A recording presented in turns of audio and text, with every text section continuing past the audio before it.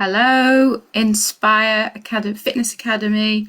I'm Sara Marsden-Shreve from the Image Tree, and I'm part of the wellbeing team for the Inspire project that we're all enjoying at the moment on a daily basis, Monday to Sunday, with lots of different things for you to join in and enjoy. So my slot, if you haven't seen or heard of me yet, is I am all to do with loving your body and wearing you happy. So I'm a holistic based image consultant, coach, and body positive advocate. So I like to throw in a bit of psychology, a bit of body positivity, and obviously the traditional image consulting skills where you have the colour and your dress and your body shape and wardrobe and shopping and all that sort of thing. But obviously I'm a little bit different because mind, body and wardrobe is about you as a person. So image and self-image is about coming from the inside first and then transmitting to the world on the outside. So it's reflective. So tonight I'm going to talk to you about colour power. Now, this is one of my favourite subjects. So I'm going to have to rein it in a little bit so that I don't speak for an hour or something like that, because it's quite an integral part of my business and my mindset anyway. So I just thought I'd give you some interesting things and facts about colour and how we can use it, particularly at the moment. I mean, it is a very grey day today, probably the soggiest we've had in a while. Certainly missed that sunshine. So having a little bit of colour in your life and knowing how it can help you actually when you need it, as a mood booster or confidence thing or uplifting or calming or whatever that is, colour can actually subconsciously really help you, and consciously as well. So I'm going to go through some of the colours. I have some props with me this evening, courtesy of some of my colour analysis swatches. You'll have to bear with because they don't show up incredibly well, all the different ones on the laptop and on the camera. And we are fading fast with the light. So I will try my best and hopefully keep you entertained. So colour, it's everywhere. It was a language before we could even speak. It told us what was poisonous, which animals not to bother, where there was water. If it's, green and lush, we knew that there would be places to go. And it's useful in our everyday life. We can't avoid it. They reckon we can see millions and millions of different varieties in colour, which is subjective, to individual people. And they reckon that there is so many more, different colours that we haven't yet been able to process to see. So how do we see colour? Well, if you remember back in the old science lessons at school, do you remember anybody shining the light through the old prism, the old crystal prism? Well, it used to generate a rainbow when you did that. And that's because light, although it's white and we can't see it, is made up of different wavelengths, which gives you the rainbow. So you've got red, yellow, orange, green, blue, purple. I'm trying to think of the right order. So each of those colours emits a wavelength, which our eyes take in and processes to our brain. And because our brain sees those colours and processes those colours, it's actually in the same part of your brain in which your emotions are processed. So there is certainly a crossover. As with any sense, there is a crossover to how, we perceive information: touch, smell, sight, sound, taste, and the sixth sense as well, which all helps us relay information. So colour, actually, different colours change our emotions and help us feel differently because they have that effect. We can eat colour. We know that colourful food is usually the best food to have. They say that you should eat a plate of rainbow as much as possible because they have the most vitamins. You can feel colour as well when we go out. I mean, green is the best example because at the moment when we're going out, we're going in, if we're lucky enough to go into the woodland or in trees and forests, we can perceive the colour green everywhere. In Japan, they call it Shinrin-yoku, which means forest bathing. And it's been proven that actually, the sounds as well, okay, but it's the colours of the greens that change our senses and give us a feeling of calm, hence the forest bathing. So going out for those walks at the moment, if you can, even on a dreary day, if you can get in amongst the woodland, it's really important for your mental health and your mental well-being, because it creates calm. Green is the central wavelength in the rainbow, if you would like to put it that way. So it causes less stimulation, so the eye doesn't have to adjust as much to see it. So, they do reckon that in hospitals they use green robes and things like that because, when you're looking down at gore, basically, and you're looking at the red, which is highly stimulating and tiring to your eyes, when you look up and you're surrounded by green, it gives them a little bit of a rest. Green and red are contrasting colours or complementary colours, if you remember the old colour chart. So it can be energetic colour, and green is a great example of trying to explain that to you in a way that you remember. I've got some facts for you today as well with each colour. So I'll go through some of the colours. How we love colours and how we feel colours is very subjective. So if I start with red, for instance, so I've got red on today because I wanted to feel a little bit more assertive and show you, well, red makes me feel happy anyway because it makes me feel confident. But different sorts of red appeal to different people. So we can have soft, bright, cool, warm, and pale. Red is not red to everybody. How you see red and which reds you prefer is subjective to different people.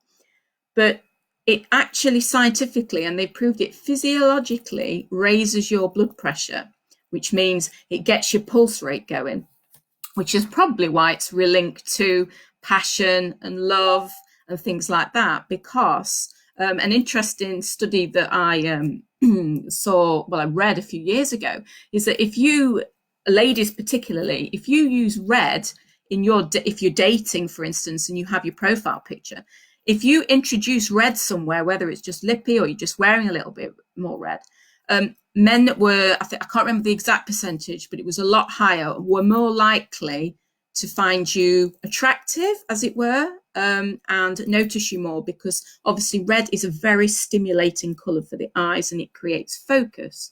Probably why Mr. Obama used to wear quite, a bright red tie, because when you're public speaking, red is brilliant to get people's attention because it jumps forward. It's the longest wavelength and the most stimulating for our brains to process. Red also, interestingly, anybody that's, having trouble sleeping at the moment, okay, lying in the dark is the best. You're not supposed to have any light or anything like that. But there's also been some experiments done on using red light bulbs. Now, this is we're not talking infrared or anything like that, because that's quite harmful with it being so hot. But just red light bulbs. I have a diffuser atomizer that I put essential oils in and it changes colour. And often, if I'm having trouble sleeping, I just keep it on the red setting and it knocks me out. It's amazing. You don't have to stare at it. It just fills the room. Or if you have a little night light, if it's, like a warm red colour, it will help you sleep, which is amazing because normally when we look at red, it's quite assertive. But this research is interesting and colour psychology is quite a new subject. So there's lots of chromology experiments and research going on at the moment. But so I thought that was absolutely fascinating. So red, it can be used for attracting attention. It's good for building the pulse rate, and it can also help you sleep. Sounds counterproductive, but there we go. Open to everything. So in sport as well, red is often seen as more aggressive and more assertive. And a lot of sports teams that wear red tend to be more successful. I'm not saying this is Derby County, Nottingham Forest, Liverpool, Man U and all that. I'm not getting into the football, but red is perceived as being more aggressive and more assertive. So some psychology research was done on that, and people and teams that wore red seemed to be more productive, and the other team seemed to be more fearful. Fearful, that's probably a strong word, but you get my drift. Loads of things that you can look into. It's fascinating. Anything more about red? No. Green. I've talked about that with regards to the forest bathing. It's also really good for balance and associations, especially if you're in counselling or you are coaching or anything like that. Wearing a soft green is really good to help people open up. Any colours when you're trying to connect with people, even just virtually or one-to-one when we get the chance. It's great. It's more open to people being more honest with you, because when you sat one-to-one with somebody and they're wearing all the colours in the rainbow, it can be quite overpowering. So if you're trying to bond with somebody, it's always best to have a softer colour.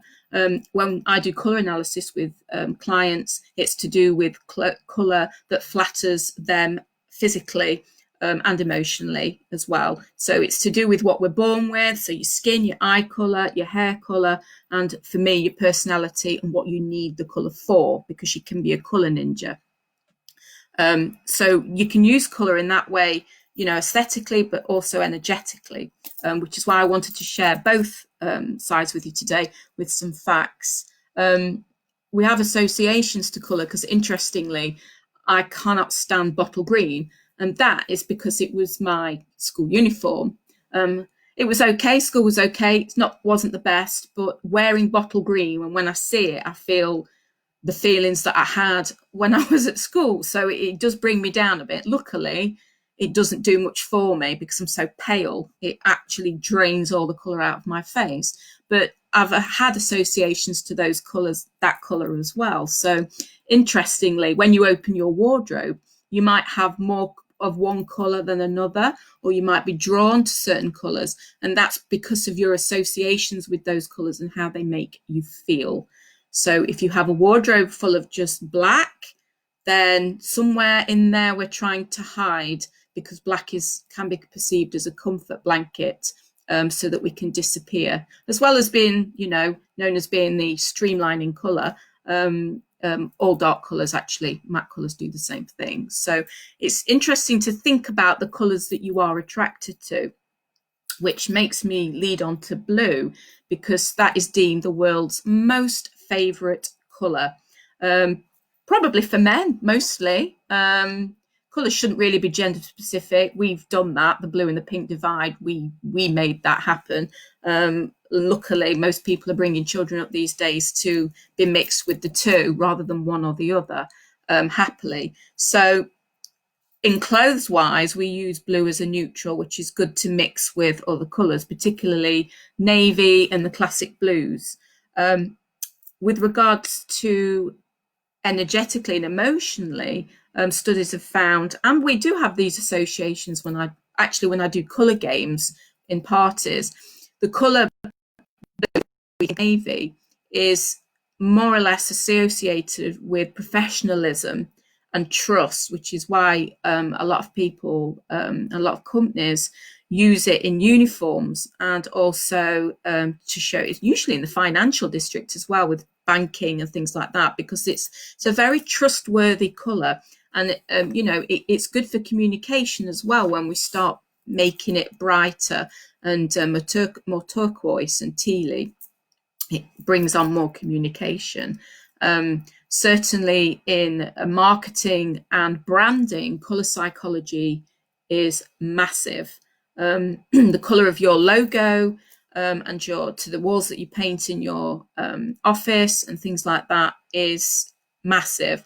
McDonald's have changed from red and yellow because it used to be a fun mix of the two colours for children, but now in order to increase appetite, they use more terracottas and oranges, which stimulate appetite.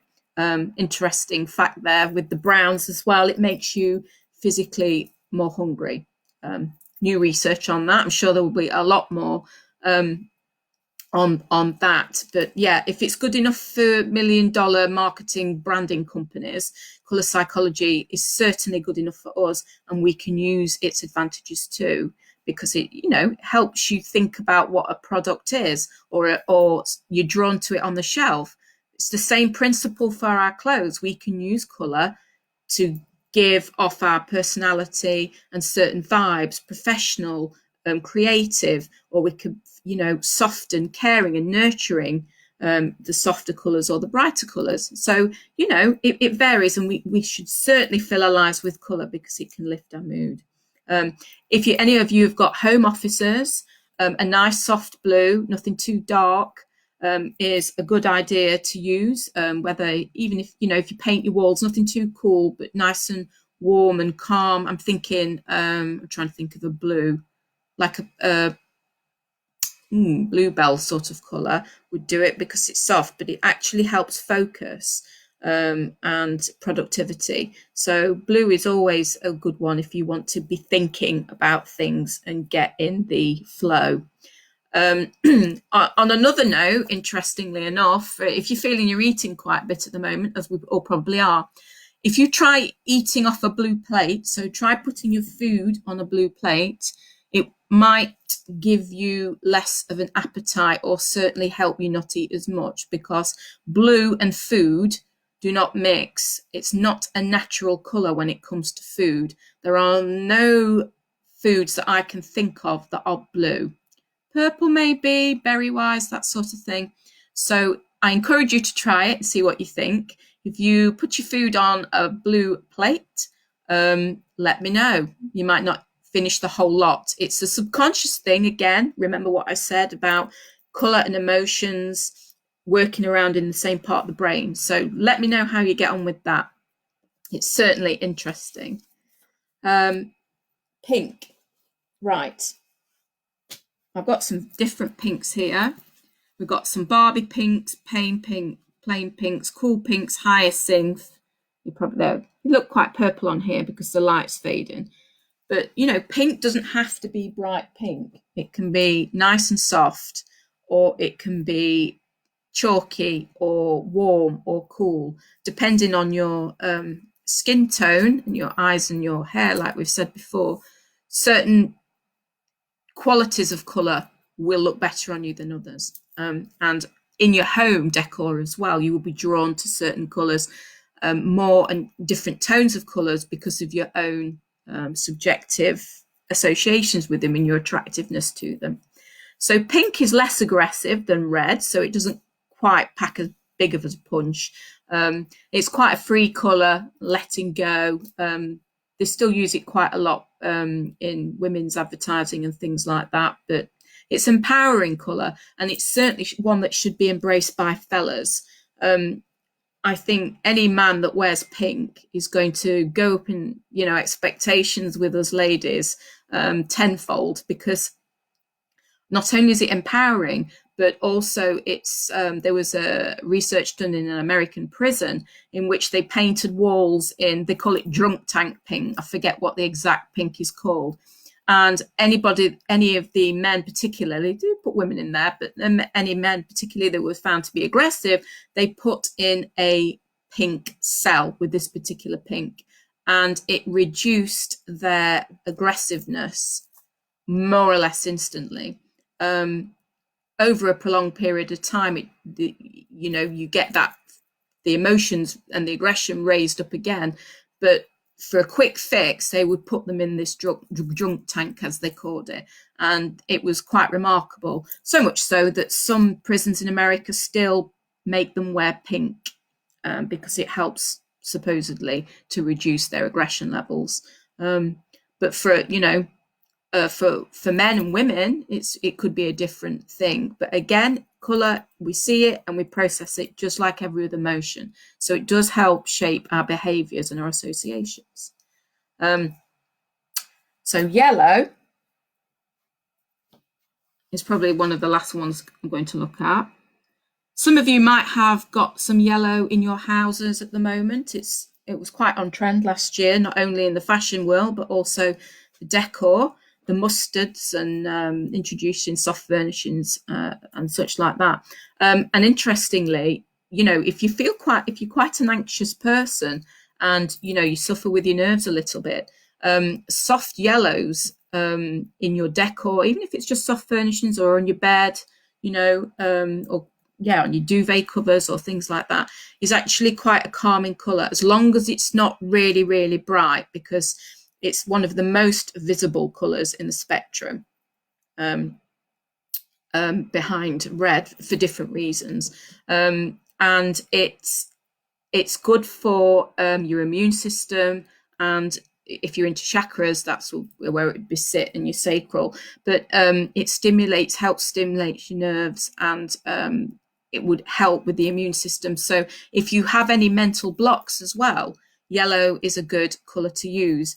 And in some think tanks in Google and places like that, they use quite a lot of yellow. Even if it's just, if they don't paint the walls, but even if they just use certain things around them to stimulate them, it's good for mental blocks, and also calming your nerves if it's a soft yellow, because dark and bright has different effects to soft and pale.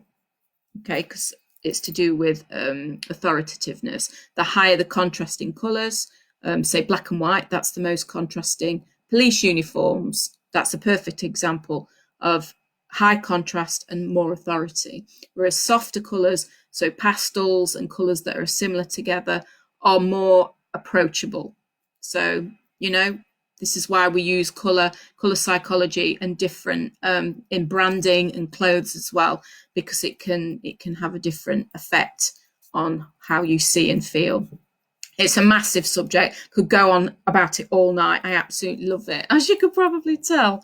So yeah, yellow, bring some sunshine into your life. Okay, start looking around your house now and thinking, oh, what room needs changing? How do I need to feel? What would help me encourage certain things, whether you need calm or a bit of a boost. If you need boost, you need to go a bit brighter. If you need calmer, you need softer, paler versions of that colour. Purple, that's another one. Now, interestingly, this is a bit like that dress thing that went viral. They said, what colour is it? Now, these are actually purple, okay? But as you can see, they look really blue. I can guarantee, this one, for instance, is Cadbury's purple. And look at that.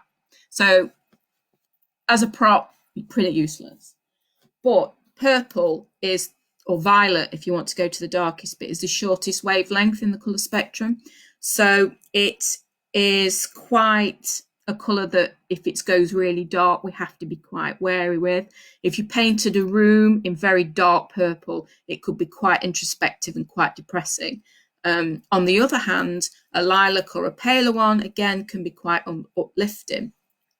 Interestingly, purple is associated with wealth and spirituality, mostly because historically only the wealthy or the highly religious wore purple, because it was quite an expensive dye to make. They used to crush little, I think the little sea snails or something like that, and they used to crush them, and you'd need hundreds of thousands of them just to make one little pot to dye the fabric. Which is why only the clergy, the high clergy, and royalty used to wear purple. In fact, one of the Roman emperors, I think it might be Nero, he banned purple. Only he was allowed to wear purple because it was such a massive statement. So purple, is still synonymous with luxury. Who doesn't like Cadbury's chocolate? That's luxurious to most people. And when you wear it as well, it just makes you feel quite luxurious and quite special and quite valuable somehow. So it's quite a comforting colour. So having a bit of that, around the house is also, and in your wardrobe, is also something to think about. We don't just have to stick to wearing the same thing and surrounding ourselves with the same colours. If you love neutrals, that's totally fine. A lot of people do, just like a neutral palette that's natural, beiges and browns and blacks and greys. But just adding a bit of colour now and again, somewhere on your being or in your environment, is important, so that there is that difference. Some people's houses are really colourful, and for others that would be too overwhelming. So again, colour is very subjective, but we do have feelings towards it, and it is such a powerful tool to have and to use. We literally can use colour to talk before we do, to give people an idea about ourselves, subconsciously. And if we do choose colour and we wear colour mindfully, so we're making it conscious this now, then you can dress for your occasion, you can dress for what needs to be done, you can dress for dating, you can dress for interviews, you can dress to get your point across or to be listened to. It's certainly something that I invite you to look into and Google as much as you can, because it's fascinating. I think that's just about what I wanted to say. If anybody has any particular loves of colour or wants to ask me its effect or how it might help them feel. Oh, Vicky's put, yep, she likes blue. Yep, totally. Lots of people like blue. Again, different sorts of blue. Navy's one that's very popular in wardrobes, like I say. But you can colour mix any... you can colour mix anything, really. I mean, if you remember this is the old colour wheel that we used to have at school. If you go opposite, then that's classed as a complementary colour. And so, if we're into purple and golds, that works. Green and red and blue and orange, purple and yellow, that sort of thing. They all work together, and they don't have to be bright. They can be very subtle. There's lots of colours online in the shops at the moment. I have these for my clients. Unfortunately, we can't get in the shops, but you can go online. So if there's any particular colours that you are fancying, then these sort of colours are going to be in the shops for quite a while. So there's lots of greens and blues and pinks and neutrals. Classic blue is Pantone colour of the year. So if you love blue and you're sick of black and grey and brown trousers or whatever it is, go and fill your boots, or online. Preferably try and use local boutiques, because they're the little guys that need our help at the moment. So thank you for listening to me. I hope I've given you some inspiration around the power of colour and how interesting it can be on our emotions, and either brighten us up or calm us down or just fill us with joy. So go and look around your house, go and look in your wardrobe and see what's missing and see what you could do with a bit of. Okay, and pop on the comments, and any questions, I'm quite happy to answer them the best I can. So that's it from me. Have a wonderful rest of your Tuesday evening, and I will see you this time next Tuesday, when I'm hoping to talk to you about your wardrobes, giving you some help. While we've got the time, we might as well go in and see what we've got and have a little sort out.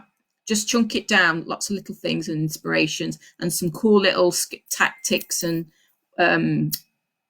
hints and tips that you can use to help you on your way. Okay, so enjoy your Tuesday. Bye for now.